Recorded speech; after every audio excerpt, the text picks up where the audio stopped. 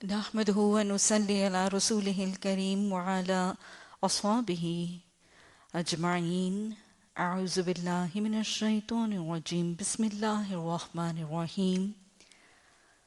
حضرت حمزہ بن عبد المطلب رضی اللہ تعالی عنہ. نام حمزہ، ابو یعلا اور ابو امارہ کنیت. لقب اسد اللہ اور سید الشہداء، شہید احد. نبی صلی اللہ علیہ وسلم کے حقیقی چچا ہیں اور والدہ کی طرف سے بھی ان کا تعلق ہے کہ ان کی والدہ حالہ بنت وہیب نبی صلی اللہ علیہ وسلم کی والدہ حضرت آمنہ رضی اللہ تعالی حضرت آمنہ کی چچا زاد بہن تھیں. تو گویا خالہ کا رشتہ بھی ہے اور ساتھ ہی چچا ہونے کا رشتہ بھی ہے. سلسلہ نسب حمزہ بن عبد المطلب بن ہاشم بن عبد مناف بن قصہ. اور یہ جو نسبی تعلقات ہیں، اس کے علاوہ ایک اور رشتہ یہ ہے کہ ان کے رضائی بھائی بھی تھے. نبی صلی اللہ علیہ وسلم کے رضائی بھائی ہونے کا معاملہ بھی تھا. ابو لہب کی لونڈی حضرت صوبیہ، انہوں نے دونوں کو دودھ پلایا. تو اس حوالے سے رسول اللہ صلی اللہ علیہ وسلم کے رضائی بھائی بھی ہیں، حقیقی چچا بھی ہیں، اور والدہ کی طرف سے بھی رشتہ نسب میں موجود ہے.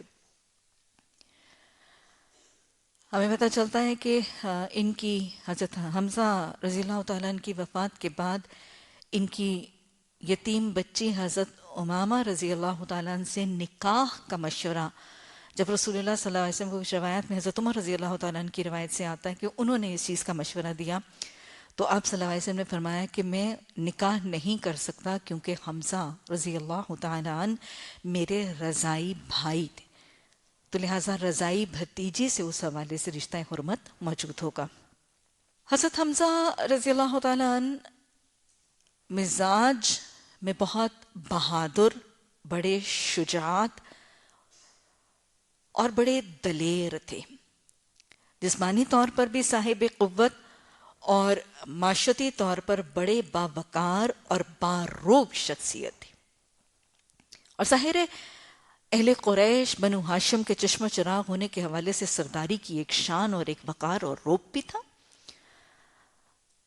اس شجاعت، دلیری اور قوت اور طاقت کے ساتھ ساتھ بڑے ماہر شہ سوار، گھوڑ سوار،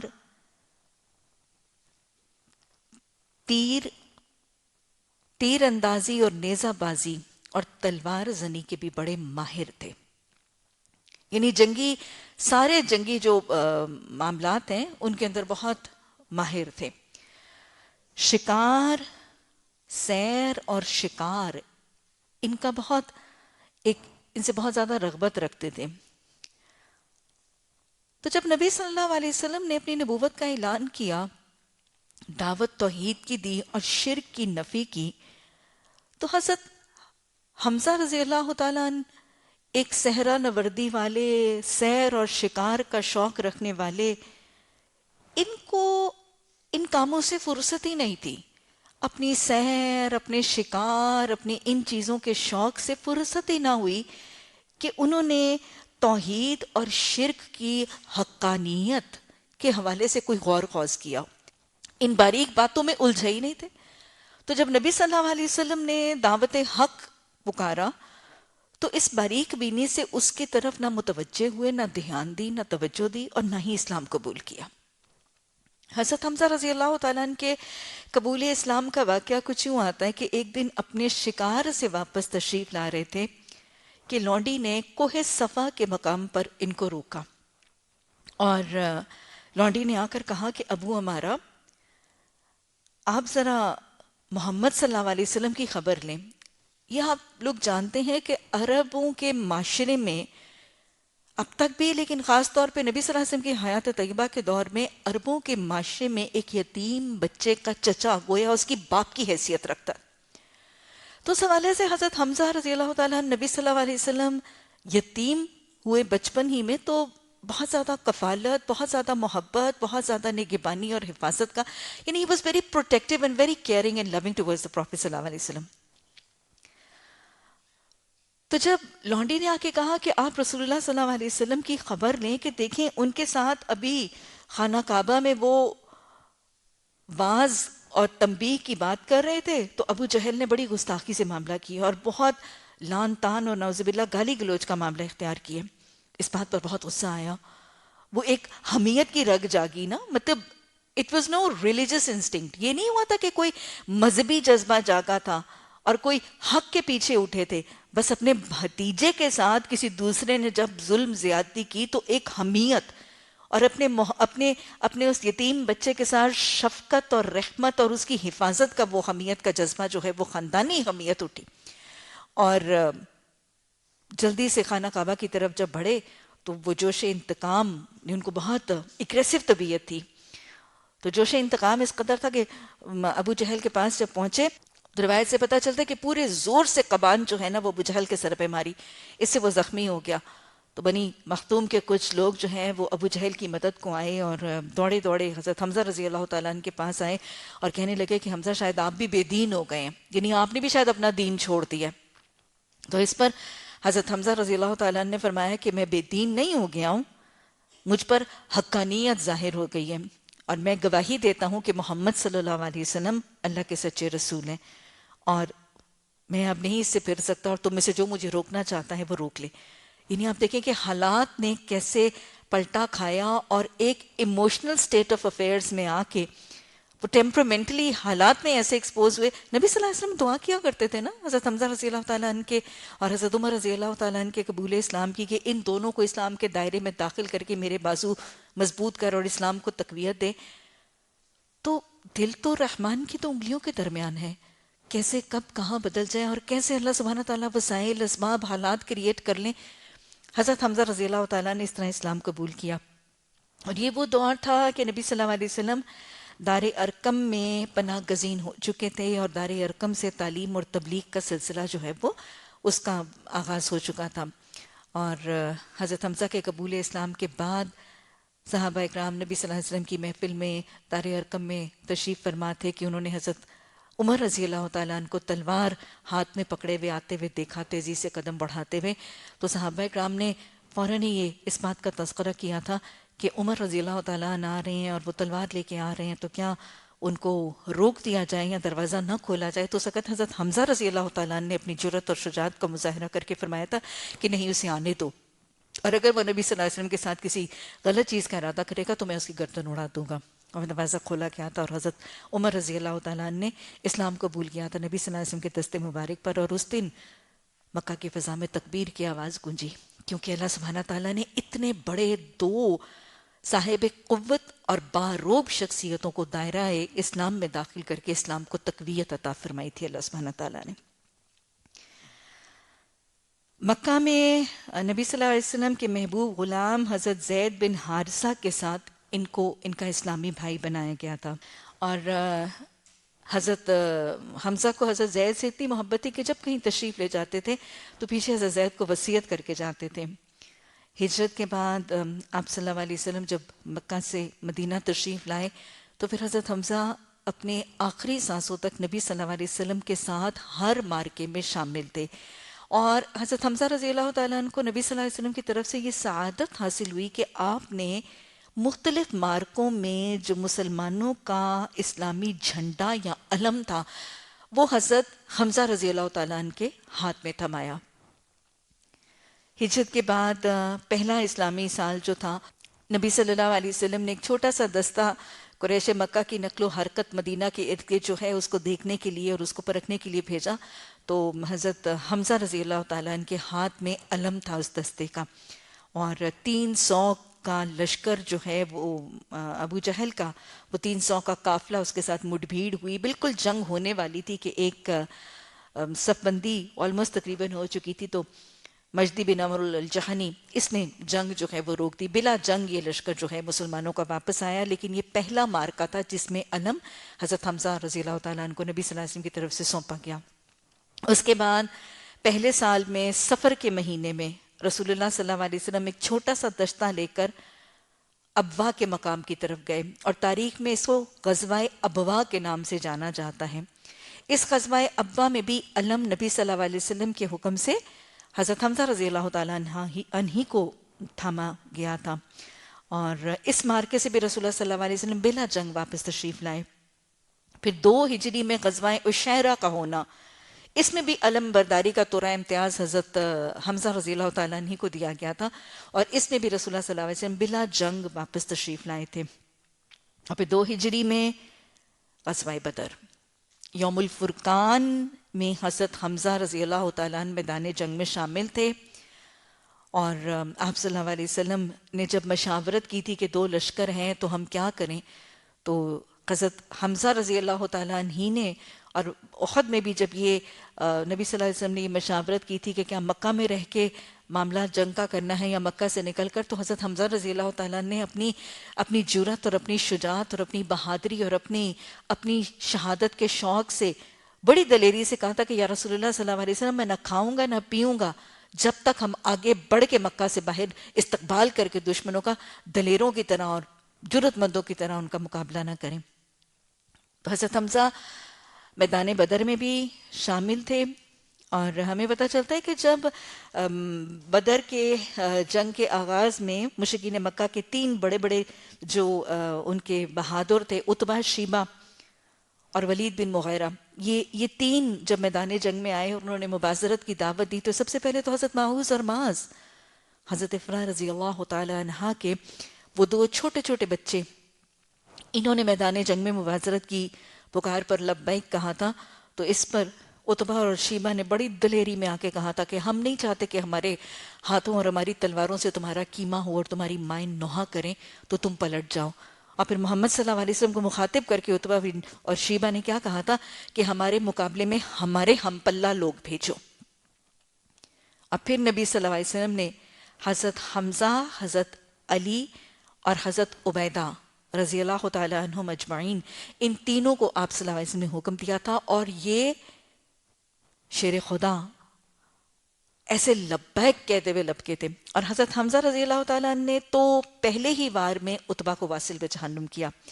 حضرت علی نے بھی بڑی شجاعت کے ساتھ اپنے مد مقابل کو وار کیا، اور حضرت عبیدہ رضی اللہ تعالیٰ عنہ جو ہیں انہوں نے مقابلہ کیا لیکن خود زخمی ہوئے۔ اور ہمیں یہ پتہ چلتا ہے کہ میدان بدر میں حضرت حمزہ رضی اللہ تعالیٰ نے ایک دستار، ایک پگڑی پہن رکھی تھی جس میں شتر مرغ کی کلگی تھی، بڑی سی شتر مرغ کی کلگی والی ایک دستار تھی۔ اور حضرت حمزہ رضی اللہ تعالیٰ، میں نے آپ کو پہلے ہی بتایا کہ جو جنگی ساری سرگرمیاں تھیں اس میں بڑے ماہر تھے، تو میدان بدر میں ایک اونچی سی بڑی سی دستار جس کے اوپر شتر مرغ کی کلگی بنی ہوئی تھی، ویسے ہی روب شخصیت میں تھا، اوپر سے یہ پوزیشن اور یہ ڈریس، اس کی وجہ سے اور ہی زیادہ روب اور ایک دبدبہ۔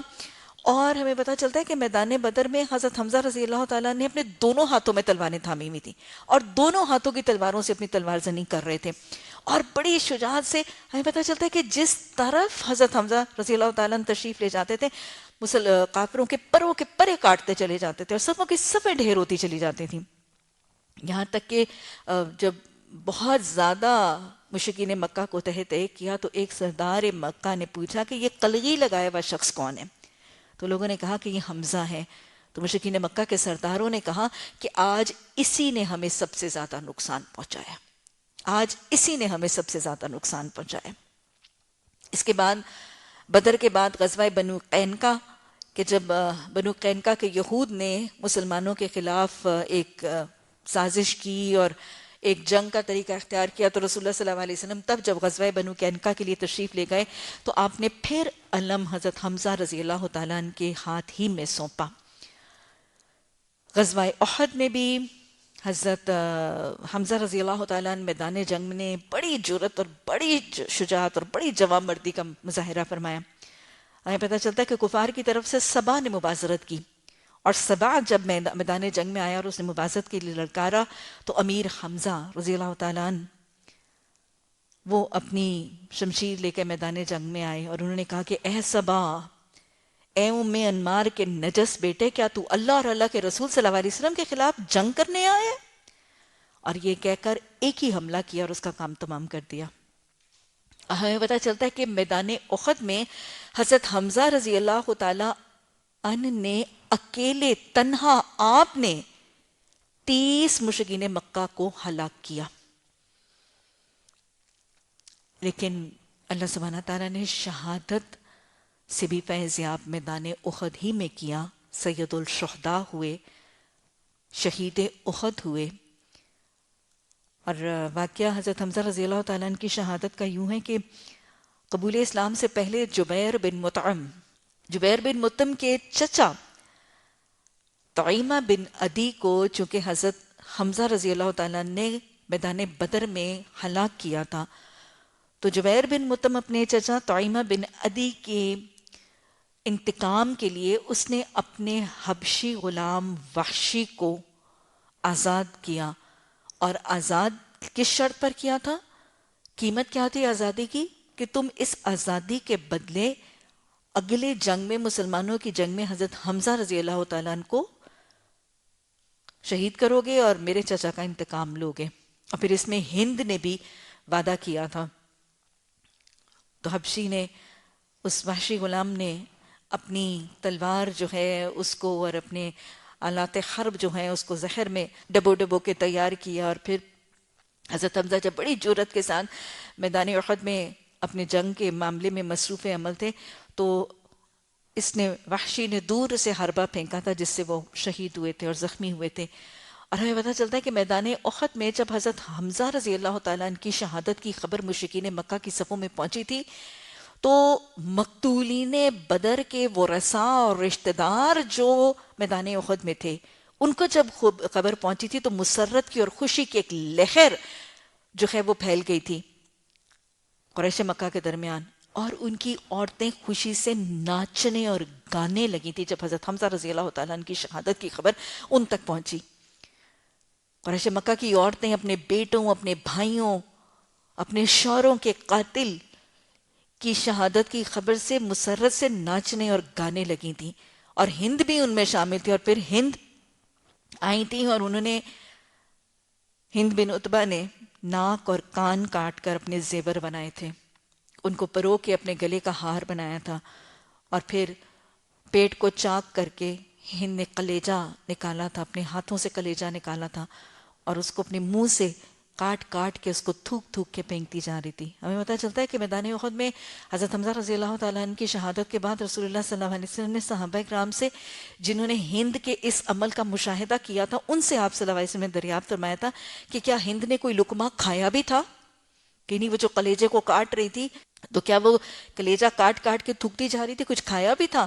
تو لوگوں نے عرض کیا کہ نہیں، اس نے کھایا نہیں تھا۔ تو آپ صلی اللہ علیہ وسلم نے فرمایا کہ اللہ حمزہ کے جسم کے کسی جز کو جہنم میں داخل نہ ہونے دینا۔ اور آپ صلی اللہ علیہ وسلم نے جب حضرت حمزہ رضی اللہ تعالیٰ عنہ کا وہ مسلح کیا ہوا جسم دیکھا تو آپ صلی اللہ علیہ وسلم کی آنکھوں سے آنسو جاری ہوئے، اور آپ نے فرمایا تم پر خدا کی رحمت ہے، کیونکہ تم رشتہ داروں کا سب سے زیادہ خیال رکھتے تھے۔ اور آپ دیکھیں کہ یہ صلہ رحمی کا احساس ہی تو حضرت حمزہ رضی اللہ تعالیٰ عنہ کے قبول اسلام کا ذریعہ اور وسیلہ بنا تھا۔ کتنا خوبصورت عمل ہے صلہ رحمی کا، ایک یتیم بچے کی حفاظت اور کفالت، ایک یتیم عزیز اور قرابت داری کے رحم کے رشتے کی اہمیت اور رحم کے رشتوں کے حقوق کی ادائیگی، ان کی حفاظت، ان کی محبت، ان کے ساتھ شفقت، ان کے ساتھ معاونت، ان کی اعانت کرنا، یہ وہ جو ایک عمل حضرت حمزہ رضی اللہ تعالیٰ عنہ کا تھا، یہ ادا ان کے قبول اسلام کا وسیلہ اور ذریعہ بن گئی۔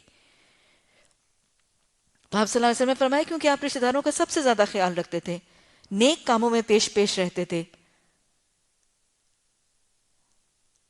حضرت صفیہ رضی اللہ تعالیٰ عنہ کو اپنے بھائی حضرت حمزہ رضی اللہ تعالیٰ عنہ کی شہادت کا جب پتہ چلا تو وہ میدان جنگ میں تشریف لائیں، لیکن چونکہ جسم کا اس قدر بری طرح سے مسلح کیا جا چکا تھا تو آپ صلی اللہ علیہ وسلم نے دیکھنے سے منع فرمایا تھا کہ بہن جب اپنے بھائی کی میت کا یہ حال دیکھیں گی تو شاید تاب نہیں لا سکیں گی، آپ نے منع فرمایا۔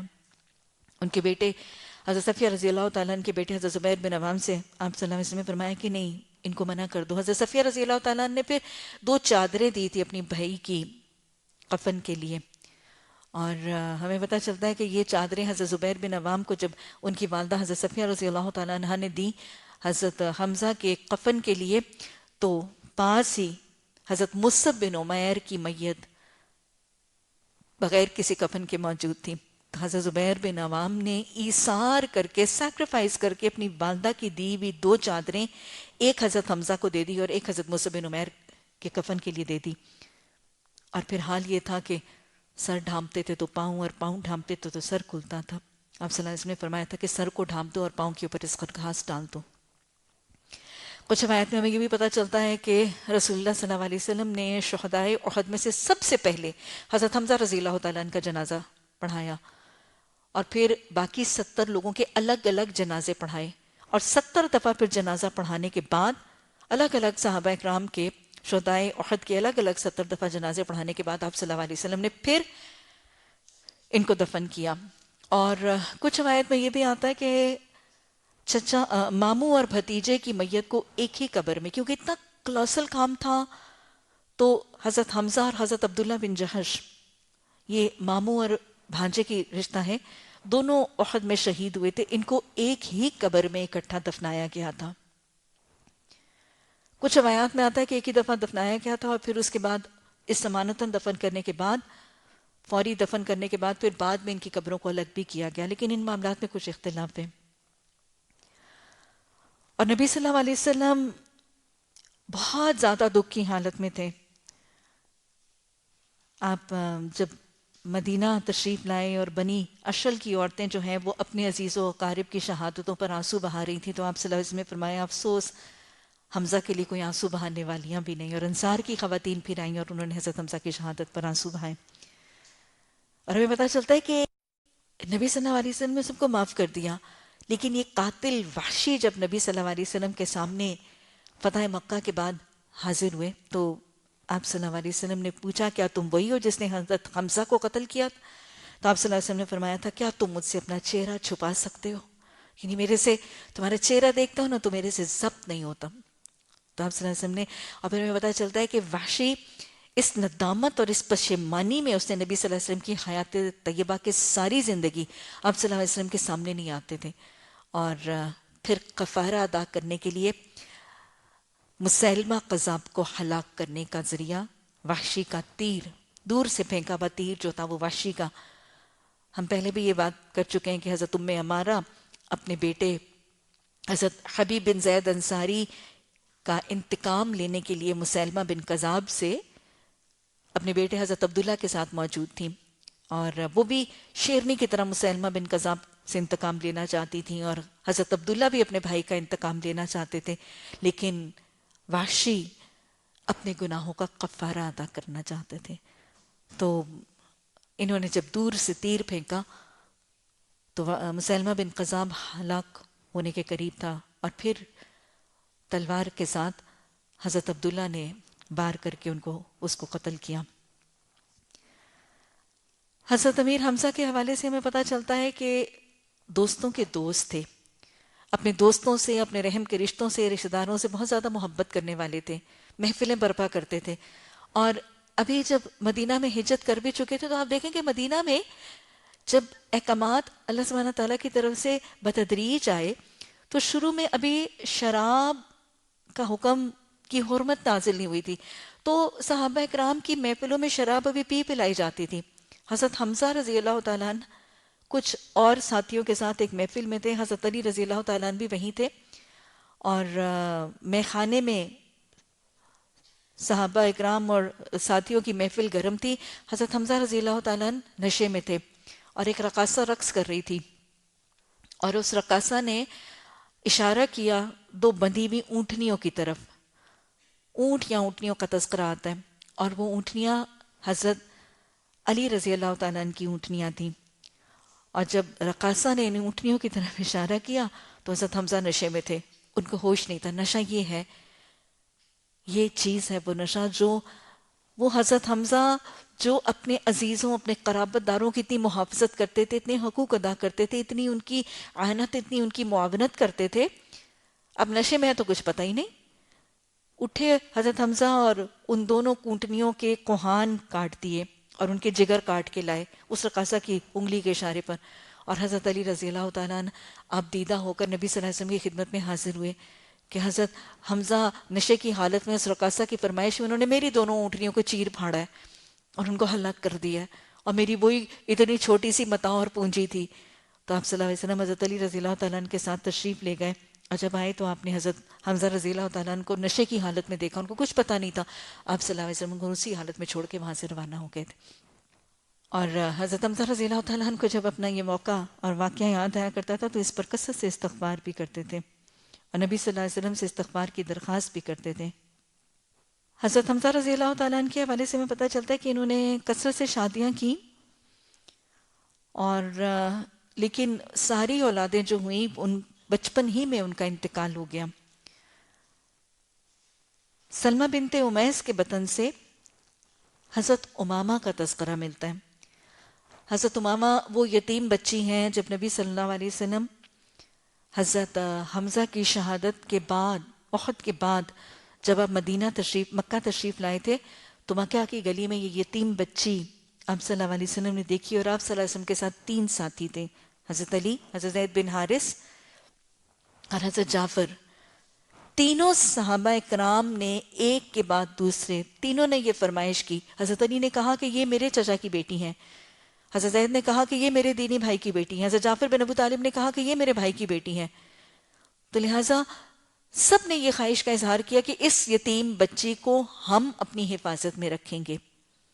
یہ وہ نبی صلی اللہ علیہ وسلم کی تعلیمات تھیں، وہ 4 نکاتی تعلیمات کا طریقہ جس نے دل، جس نے سوچیں، جس نے رویے، جس نے انداز بدل کے رکھ دیے. وہ جو اپنی بیٹیوں کو زمین میں دبانے والے اور کنویں میں پھینکنے والے تھے، وہ دوسروں کی یتیم بچیوں کو گود میں لینے کے لیے سبقت لے جانے والے بننے لگے. آپ صلی اللہ علیہ وسلم نے فیصلہ کیا تھا حضرت جعفر بن طیار، جعفر بن عبد المطلب کے حق میں، کیونکہ آپ صلی اللہ علیہ وسلم نے فرمایا کہ حضرت جعفر کی بیوی اسمہ بنت امیس یہ اس بچی کی خالہ تھی، اور آپ صلی اللہ علیہ وسلم نے فرمایا کہ والدہ کے بعد سب سے زیادہ حق خالہ کا ہے.